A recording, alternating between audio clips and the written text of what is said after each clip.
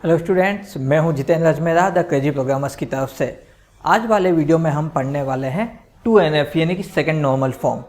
Normalisation और first normal form क्या होती है, इनके लिए हमने वीडियोस बना दिए हैं, उनके लिंक आपको डिस्क्रिप्शन बॉक्स में मिल जाएंगे। आई पर्सनली सजेस्ट कि आप वो वीडियोस देख लीजिए ताकि आपको 2NF आसानी से समझ में आ जाएगा। तो ये मानते हुए कि आप नॉर्मलाइजेशन और 1NF के वीडियोस देख लिए हैं, मैं कंटिन्यू करता हूँ 2NF के वीडियो से। तो चूंकि 2NF जैसे कि नाम से पता लग रहा है सेकंड नॉर्मलाइज्ड फॉर्म, ये नॉर्मलाइजेशन का सेकंड स्टेप है। इसके अंदर दो टर्म्स मेन है, यानी कि दो कंडीशन हमें ध्यान रखनी है। सबसे पहली कंडीशन तो वही कि जो भी टेबल जिसको आप 2NF में लेना चाह रहे हैं या जिस पे आप 2NF के रूल्स लगा रहे हैं वो ऑलरेडी 1NF में होनी चाहिए। यानी कि पहले उस टेबल पे 1NF के रूल लगाने हैं एंड देन जो वो टेबल आई है 1NF के बाद में उसके ऊपर आपको 2NF के रूल लगाने हैं। ऐसा नहीं कि कोई भी फ्रेश टेबल लेकर के सीधा आप उस पर 2NF के रूल लगा देंगे। अब 1NF क्या है, उसके रूल्स क्या होते हैं, उसके लिए आप प्रीवियस वीडियोस देख सकते हैं, लिंक डिस्क्रिप्शन बॉक्स में अवेलेबल है। यहाँ खाली मैं शॉर्ट में बता देता हूँ। 1NF के अंदर एटॉमिक वैल्यू पे फोकस किया जाता है, यानी किसी भी टेबल में एक से ज़्यादा वैल्यू नहीं हो सकती। ठीक है, तो ऐसी जो टेबल है उसके ऊपर 2NF अप्लाई किया जा सकता है। पहली कंडीशन तो ये। दूसरी कंडीशन, ऑल नॉन की attributes must fully functionally dependent on की एट्रीब्यूट। ठीक है, अब ये क्या होता है, ठीक है, इसका मतलब यहाँ पे ये है कि जितने भी नॉन की एट्रीब्यूट आपकी टेबल में मौजूद हैं वो पूरी तरह से फुल्ली फंक्शनली डिपेंडेंट, यानी कि फंक्शनल डिपेंडेंसी जो हमने अलग से सेपरेट वीडियो बनाया था, ठीक है, उसका लिंक भी आपको डिस्क्रिप्शन बॉक्स में मिल जाएगा। तो ये जो नॉन की एट्रीब्यूट है ये की एट्रीब्यूट पे पूरी तरह से फुल्ली फंक्शनल डिपेंडेंसी शो करे। अब ये फंक्शनल डिपेंडेंसी क्या है, ठीक है, वीडियो आप देख लेंगे समझ में आ जाएगा, लेकिन यहाँ पे मैं शॉर्ट में बता देता हूँ कि कोई भी जो हमारा एट्रीब्यूट है वो अपने रिकॉग्निशन के लिए, पहचान के लिए किसी और एट्रीब्यूट पे डिपेंड करे, इसे फंक्शनल डिपेंडेंसी बोलते हैं। ठीक है, तो यहाँ पे कहने का मतलब क्या है कि जितने भी नॉन की एट्रीब्यूट्स हैं किसी भी टेबल में वो सारे की एट्रीब्यूट पे फंक्शनली डिपेंड होने चाहिए, और ना खाली फंक्शनली बल्कि फुल्ली फंक्शनली। ठीक है, और यहाँ पे हम सब जानते हैं कि की एट्रीब्यूट्स मतलब कि मोस्ट ऑफ तो किसी भी टेबल में की एट्रीब्यूट का मतलब यहाँ पे होता है प्राइमरी की। इसके अलावा और भी कीज़ होती है, कैंडिडेट कीज़, यानी कि वो कीज़ जो कि प्राइमरी की बन सकती है। ठीक है, फॉरेन की, कंपोजिट की, सुपर की अलग अलग ही होती है। ठीक है, अब ये कीज़ क्या होती है DBMS के अंदर, कैसे बनाई जाती है, कैसे वर्क करती है, इसके लिए हमने सेपरेट वीडियो बनाया है कीज़ इन DBMS। आप वो जो है देख सकते हैं, उसका लिंक आपको डिस्क्रिप्शन बॉक्स में मिल जाएगा।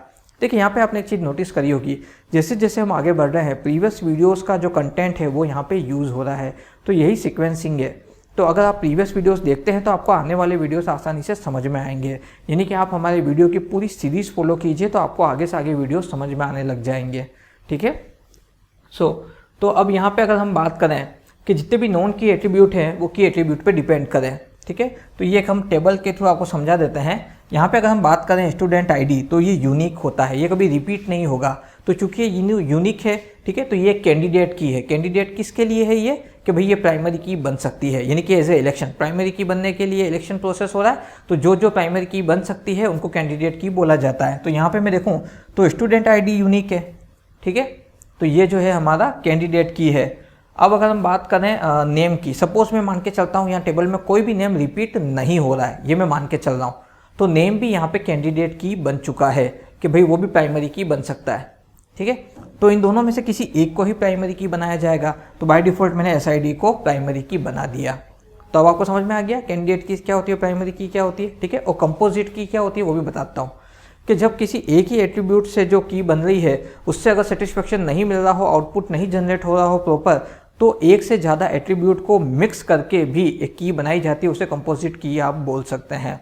ठीक है, पर फिलहाल आपको क्या ध्यान रखना है कि प्राइमरी की जो है यह वो की एट्रीब्यूट है और बाकी सारे नॉन की एट्रीब्यूट्स हैं, और ये नॉन की एट्रीब्यूट्स अपने रिकॉग्निशन के लिए इन पे डिपेंड है। क्यों, मैं यहाँ से अगर SID हटा दूँ तो राज 024 DBMS, ये तो समझ में आ रहा है कि राज जो है वो DBMS सब्जेक्ट ले रखा है, ज्योति ने CN ले रखा है और हर्ष ने CAD ले रखा है। ठीक है, लेकिन मैं उन तक पहुँचूँ कैसे, अगर मैं ये सर्च करूँ कि जिस स्टूडेंट का नेम राज है उसका कोर्स बताओ, और अगर टेबल में एक से ज़्यादा राज हुए तो प्रॉब्लम क्रिएट होगी। तो यहाँ पे SID जो है वो मेन रोल प्ले करेगी, क्योंकि SID 1 तो एक ही होगा ना, दूसरा SID 2 होगा, तीसरा SID 3 होगा। ठीक है, तो इस तरह से जो नॉन की एट्रीब्यूट्स है ये की एट्रीब्यूट पे फंक्शनली डिपेंड करते हैं। तो 2NF में ये दो चीज़ें बहुत ध्यान रखनी, पहला टेबल 1NF में हो यानी एटॉमिक वैल्यू होल्ड किए हुए हो, दूसरा कि जितने भी नॉन की एट्रीब्यूट्स जो हैं वो की एट्रीब्यूट पे फुल्ली फंक्शनल डिपेंडेंट हो।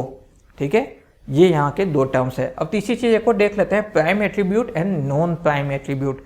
प्राइम एट्रीब्यूट का मतलब वापस वही हो गया कैंडिडेट कीज, ठीक है, कि जो प्राइमरी की बन सकती हैं, ऐसी कीज यानी ऐसे एट्रीब्यूट हमारे प्राइम एट्रीब्यूट कहलाते हैं। तो यहाँ पे अगर मैं देखूँ तो स्टूडेंट आईडी एक प्राइम एट्रीब्यूट है क्योंकि ये प्राइमरी की बन सकता है। ठीक है, और बाकी जो एट्रीब्यूट्स है वो नॉन प्राइम एट्रीब्यूट्स है। Prime attributes non prime attributes के लिए हमने सेपरेट वीडियो बनाया है, उसका लिंक आपको डिस्क्रिप्शन बॉक्स में अवेलेबल हो जाएगा।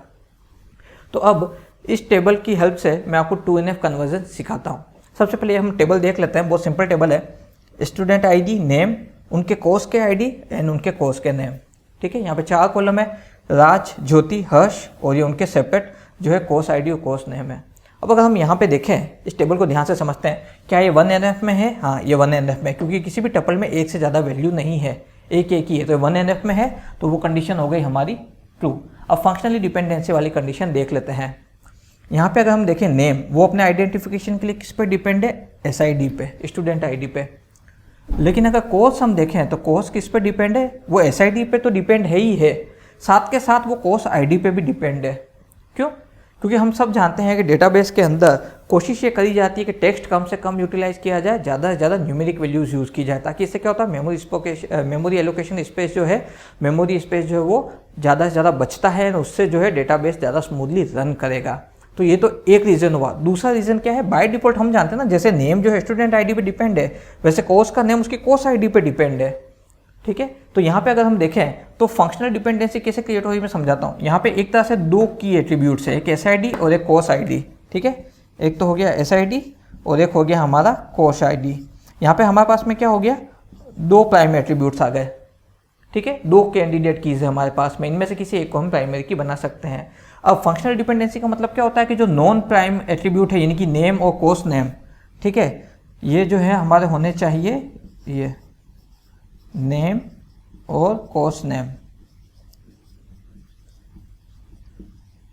ये दोनों जो है ये पूरी तरह से इन दोनों कीज पे डिपेंड होने चाहिए। ठीक है, कैसे मैं समझाता हूँ। नेम किस पे डिपेंड है? SID पे, पर नेम कोर्स आईडी पे बिल्कुल डिपेंड नहीं है। ठीक है, क्योंकि ये स्टूडेंट इन्फॉर्मेशन टेबल है जो उसके कोर्स के बारे में बता रही है, तो स्टूडेंट की रिकॉग्निशन उसके कोर्स आईडी से नहीं हो सकती। कैसे? मल्टीपल स्टूडेंट जो है DBMS कोर्स ले सकते हैं, तो 024 टेबल में मल्टीपल टाइम रिपीट होगा। तो जरूरी तो नहीं हर बार हर स्टूडेंट का नाम जिसने DBMS लिया उसका नाम राज ही हो।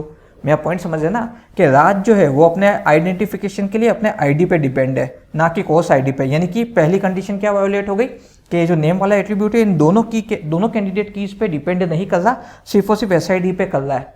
ठीक है, जबकि फुल्ली फंक्शनल का मतलब क्या है कि नेम जो है वो SID पे भी निर्भर करे और CID पे भी निर्भर करे, इन दोनों पे ही डिपेंड करना चाहिए, तब जाके फुल्ली फंक्शनल होगा। पर ये तो पार्शियल हो गया क्योंकि इस पे डिपेंड है।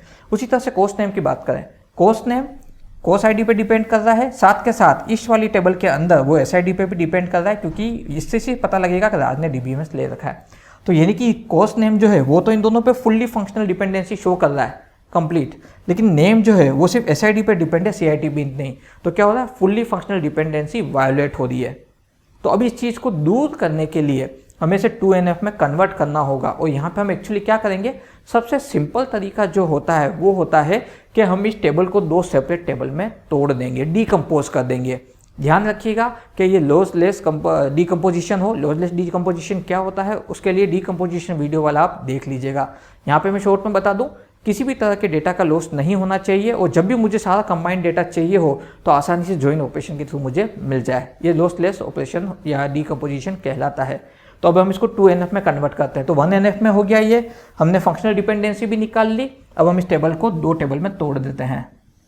तो पहली टेबल जो बनेगी वो हो जाएगी ये वाली, स्टूडेंट आईडी, नेम, ठीक है, 01 राज, 02 ज्योति, ठीक है, एंड 03 हर्ष। एक तो ये हो गया। अब दूसरी टेबल जो हम बनाएंगे वो है कोर्स वाली।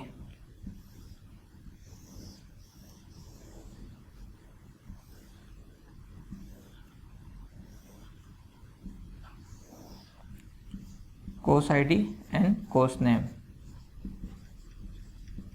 ठीक है, कोर्स आईडी हो गए 024, 047 एंड 038, और ये हो गया DBMS,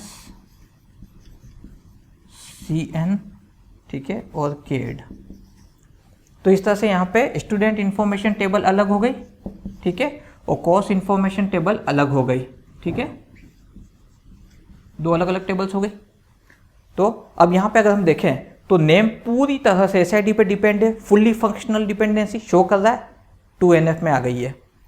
कोर्स नेम पूरी तरह से कोर्स आईडी पे डिपेंडेंसी शो कर रहा है, ये भी 2NF में आ गई। ठीक है, लेकिन अभी भी ऑपरेशन पूरा नहीं हुआ है। क्यों? क्योंकि मैंने बोला था लॉसलेस डिकम्पोजिशन होना चाहिए। ये दो सेपरेट टेबल है, बट अभी फिलहाल ये आपस में एक दूसरे से कनेक्टेड नहीं है। क्यों? किस स्टूडेंट ने कौन सा कोर्स ले रखा है पता नहीं, कौन सा कोर्स किस स्टूडेंट के पास है कोई पता नहीं। तो यहाँ पे फॉरेन की कंसेप्ट काम में आता है। प्राइमरी की क्या होती है? किसी भी टेबल का यूनिक एट्रीब्यूट। लेकिन जब उसी यूनिक एट्रीब्यूट को हम किसी और टेबल में अप्लाई करते हैं दोनों टेबल को ज्वाइन करने के लिए, तो वो प्राइमरी की वहाँ पे फॉरेन की बन जाता है। तो यहाँ पे ये हम दो तरह से कर सकते हैं। कैसे? या तो मैं कोर्स टेबल की जो प्राइमरी की है कोर्स आईडी उसको इधर ऐड कर दूँ। ठीक है, ये CID। ठीक है, राज ने कौन सा ले रखा है बाय डिफॉल्ट? 024, ये आ गया 024। ज्योति ने ले रखा है 047, ये आ गया भाई 047। और हर्ष ने ले रखा है 038, तो भाई ये आ गया 038। तो अब अगर हम यहाँ पे देखें, मैंने CID को यहाँ पे ऐड कर दिया है, कस्टमर कोर्स आईडी को। ठीक है, तो ये मैंने ऐड कर दिया, इससे मुझे ये तो पता लग रहा है कि भाई किस स्टूडेंट ने कौन सा कोर्स ले रखा। कैसे? भाई राज ने 024 कोर्स ले रखा है। अब 024 कोर्स है, उसकी इन्फॉर्मेशन यहाँ से आ जाएगी, यानी कि राज ने DBMS ले रखा है। ये दोनों टेबल्स ज्वाइन ऑपरेशन परफॉर्म करके कंबाइंड रिजल्ट देगी। ये सेल्फ ट्यूनिंग ऑपरेशन है, आपको यहाँ पे सोचने की जरूरत नहीं कि दो अलग अलग टेबल को हम क्यों ज्वाइन करेंगे। जब हम टेबल को डीकम्पोज करते हैं और फॉरेन की को इस्तेमाल करते हैं तो ऑटोमेटिक बाय डिफॉल्ट पूरा रिकॉर्ड जो है ज्वाइन ऑपरेशन के थ्रू हमें दिखता है। ठीक है, तो इस तरह से मुझे हर एक स्टूडेंट का सब्जेक्ट नेम या फिर कोर्स नेम भी पता चल जाएगा। तो यहाँ पर ये प्राइमरी की इस टेबल में और यहाँ पर वो एज ए फॉरेन की इस्तेमाल हो रही है। ठीक है, ये हो गया। अब एक चीज़ और चेक करनी है अभी तक जो बाकी है, वो क्या कि ये जो कोर्स आईडी है क्या ये यहाँ पे स्टूडेंट आईडी पे फुल फंक्शनल डिपेंडेंसी शो कर रहा है? देख लेते हैं। राज ने कौन सा ले रखा है भाई? 024। ठीक है, तो ये कोर्स आईडी किस पे डिपेंड है? राज पे, और राज खुद SID पे डिपेंड है। ठीक है, तो बाय डिफॉल्ट कोर्स आईडी जो है वो नेम से आइडेंटिफाई नहीं हो रहा है। क्यों? राज तो दो बार आ सकता है। एक राज जो है राज मल्होत्रा, उसने जो है DBMS ले रखा है, और दूसरा आ गया राज वर्मा, उसने कंप्यूटर नेटवर्क्स ले रखा है। तो यहाँ पे कोर्स आईडी नेम पे डिपेंड नहीं कर रहा है, बल्कि किस पे डिपेंड कर रहा है? स्टूडेंट आईडी पे, जो कि यूनिक होती है। तो हाँ भाई, यहाँ पे क्या हो रहा है? नेम भी फुल फंक्शनल डिपेंडेंसी शो कर रहा है। ठीक है, और कोर्स आईडी भी फुल फंक्शनल डिपेंडेंसी शो कर रहा है। तो ये टेबल पूरी तरह से 2NF में है। एक तो सारी वैल्यू 1 एटॉमिक के 1NF में है, दूसरा यहाँ पे ये जो दोनों नॉन की एट्रीब्यूट्स हैं वो की एट्रीब्यूट्स पे फुल्ली फंक्शनल डिपेंडेंसी शो कर रहे हैं। ठीक है, ये हो गया। अब मैंने बोला था दूसरा तरीका एक और हो सकता है। ठीक है, एक तरीका तो ये था कि इस वाले की प्राइमरी की को इसमें फॉरेन की बना दिया। दूसरा क्या हो सकता था? इस टेबल की जो प्राइमरी की SID वो मैं यहाँ ऐड कर दूँ इधर एज ए फॉरेन की। ठीक है, 01, 02 एंड 03। तो यहाँ पे भी एज ए फॉरेन की मैंने इसको ऐड कर दिया, तो वापस वही कंसेप्ट जैसे यहाँ अप्लाई होता है वैसे वहाँ पे भी हो जाएगा। बट यहाँ पे एक छोटा सा इशू है। इशू क्या है? कोर्स नेम जो है वो कोर्स आईडी पे तो डिपेंड कर रहा है, पूरी तरह से फंक्शनल डिपेंडेंसी शो कर रहा है, लेकिन वापस वही सेम चीज़ कि कोर्स नेम SID इस पे डिपेंड नहीं कर रहा है। ठीक है, मतलब कि इस टेबल में कोर्स आईडी ऐड किया तो स्टूडेंट उस कोर्स को फॉलो करता है, लेकिन यहाँ पे जब मैं SID ले आता हूँ तो ये कोर्स इस आईडी से बिलोंग करता है। ठीक है, लेकिन फंक्शनल डिपेंडेंसी वो किस पे शो कर रहा है? इस पे नहीं। ठीक है, मतलब SID पे नहीं कर रहा है, CID पे कर रहा है। तो यानी कि हमारा जो पहले वाला तरीका था वो जो है ज़्यादा सही रहेगा। ठीक है, तो कुल मिलाकर के टेबल को मैंने इस तरह से दो पार्ट में तोड़ दिया। SID के साथ में CID और नेम ले लिया, फुल फंक्शनल डिपेंडेंसी। इधर ये भी इस पर फुल फंक्शनल डिपेंडेंसी शो कर रहा है, दोनों टेबल कनेक्टेड भी हो गई है और कंबाइंड ऑपरेशन परफॉर्म कर सकती है। तो ये जो कंसेप्ट होता है ये कहलाता है 2NF। एक टेबल लीजिए 1NF में होनी चाहिए, देन उसके बाद में पहले की एट्रीब्यूट आइडेंटिफाई कीजिए। ठीक है, अगर एक से ज़्यादा की एट्रीब्यूट हैं तो जितने भी नॉन की एट्रीब्यूट्स हैं उस टेबल में, क्या वो दोनों ही की एट्रीब्यूट पे डिपेंड कर रहे हैं इक्वली? अगर यस, तब तो कोई इशू नहीं है, वो ऑलरेडी 2NF में आ गई। लेकिन अगर ऐसा नहीं है तो आपको ये पहचानना होगा कौन सा नॉन की एट्रीब्यूट किस की एट्रीब्यूट पे डिपेंड कर रहा है, और उसके हिसाब से आपको टेबल को डिकम्पोज करना होगा। डिकम्पोज करते वक्त ध्यान रखना है कि लॉस्ट लेस या फिर लूज लेस डिकम्पोजिशन होना चाहिए, यानी कि डेटा का लॉस्ट नहीं होना चाहिए। तो किस टेबल में प्राइमरी की, किस टेबल की प्राइमरी की को दूसरी टेबल में आप एज ए फॉरेन की इस्तेमाल करेंगे, ये आपको ध्यान रखना है। ठीक है, तो इस तरह से 2NF कन्वर्जन कंप्लीट होता है। मैं उम्मीद करता हूँ इस वाले वीडियो के अंदर आपको 2NF नॉर्मलाइजेशन फॉर्म क्या होती है ये आसानी से समझ में आ गया होगा। फिर भी अगर अभी भी कोई आपके मन में डाउट है या कोई भी क्वेरी है या कोई चीज़ आप डिटेल में जानना चाह रहे हैं या कोई सजेशन या फीडबैक है तो हमें कमेंट बॉक्स में लिख करके बताएं। इस वाले वीडियो के नोट्स आपको डिस्क्रिप्शन बॉक्स में मिल जाएंगे। हमने अभी तक जो वीडियोस बनाए हैं और उनके नोट्स, इन दोनों के ही लिंक आपको डिस्क्रिप्शन बॉक्स में अवेलेबल हो जाएंगे। हमारे इस वीडियो को लाइक कीजिए और चैनल को सब्सक्राइब कीजिए अगर इसी तरह के वीडियोस की नोटिफिकेशन आप हासिल करना चाहते हैं। द क्रेजी प्रोग्रामर्स की तरफ से आज के लिए बस इतना ही।